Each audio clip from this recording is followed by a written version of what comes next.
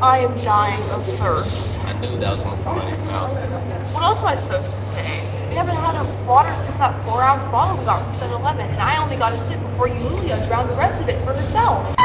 Say, I was thirsty.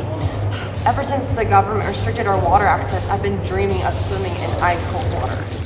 We're part of the problem now. Of course I know, but it's not like we came to Southeast Asia for there to be a water crisis a month after we arrived. Well, I could have told you that we were adding to the density of the urban population. Know it all. If I remember correctly, urban population growth, socioeconomic development, and building industrial, agricultural, and domestic water demands are leading to a continuous increase in water scarcity here and in other parts of the world. So, is it a global crisis?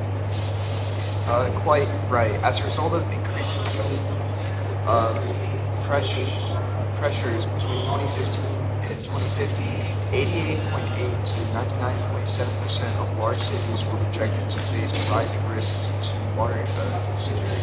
Right. Increase in water demand will be the main cause of running water scarcity risks globally. Enough of the facts. I need something to drink.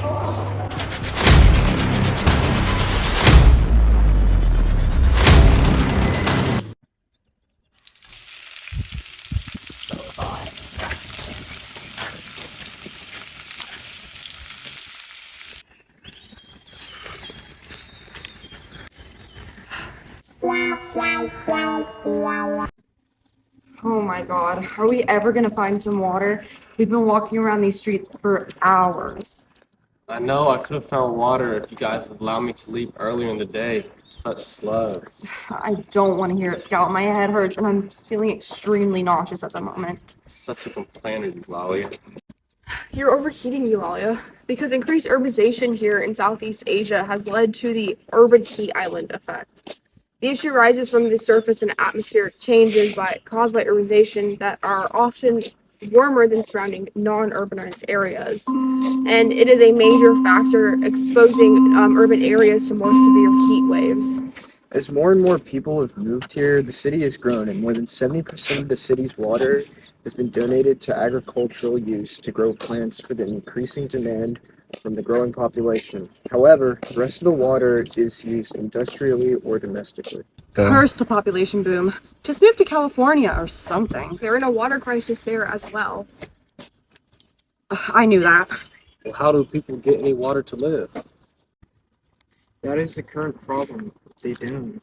I don't feel too well. Eulalia! She must have heat exhaustion. She looks like she's been sweating a lot and her heart rate is running wild. This sweating must have dehydrated her as she's losing water and electrolytes, and the increase in heart rate must have increased due to her internal temperature leading to heat stroke. This explains her onset headache and nausea. We have got to do something. We need to monitor her in a cool, shady environment so she can have adequate hydration. Over there, let's take her over there. I've seen that we should use ice packs and cool blankets to bring down her internal temperature. We should put them on her neck, her armpits, and groin area. No, that's wrong. There's a more effective method that might work but doesn't work often. We need to completely submerge her body in cold water or ice water. It's the best method for treating heat sickness and heat stroke, and it has been shown to have a 0% mortality rate in younger and more fit patients. Yeah, I suppose it makes sense. This method utilizes convection, as the water will move the heat away from her body with its natural motion. Well, there's one problem. We don't have enough water. We don't have any water. We can't even find water to drink, so how are we supposed to fit enough water to submerge Eulalia? I don't know. What do we do now? In the arms of the angel, fly away. Urban heat island is a serious issue that is facing not only Southeast Asia, but the whole world. Due to the lack of vegetational water and the abundance of reflective surfaces, cities experience temperatures that are multiple degrees higher than surrounding areas. The excessive heat can cause many health crises such as heart attacks, strokes, and even pulmonary dysfunction and breathing issues, which can all lead to serious injury or death. The health issues are only made worse and more likely for those already at risk, such as young children, the elderly, or those with health conditions. What's worse is that it's extremely difficult for an exact count of those who have died due to urban heat island to be created, as many of the deaths it causes are attributed to other factors like heart attacks. We unfortunately have had first-hand experience with the deadly effects of urban heat island. Last year, our dear friend Lalia Valentine passed away due to the urban heat island. Due to the drought, we were unable to access water that could have saved her life. So, we come to you today to propose a solution to both the drought and urban heat island. To address urban heat island, we suggest that cities in Southeast Asia implement green roofs and green spaces. These areas with plant life help absorb heat in the air in place of materials such as glass and asphalt, which reflect heat into the air. To address the drought, we propose the use of drip irrigation by farmers. Around 30 to 70% of water used for agricultural purposes can be saved through adequate distribution of water to the plant roots.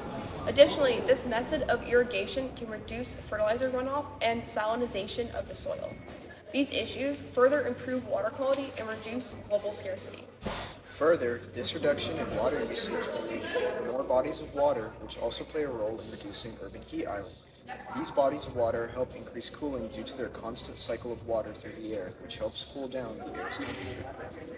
We kindly ask that you consider these proposals today, and that you implement them to better the future for the world and its citizens. I love how it's so easy to get water. I know, after the implementation of green roofs and drip irrigation in Southeast Asia, our drought ended and its reduction in our heat occurred. Only you, Molly, was here to see it. I know, but at least we have this for all future generations that come and people that are currently here. If only everyone around the world had done the same thing, the world would be incredible. Maybe one day.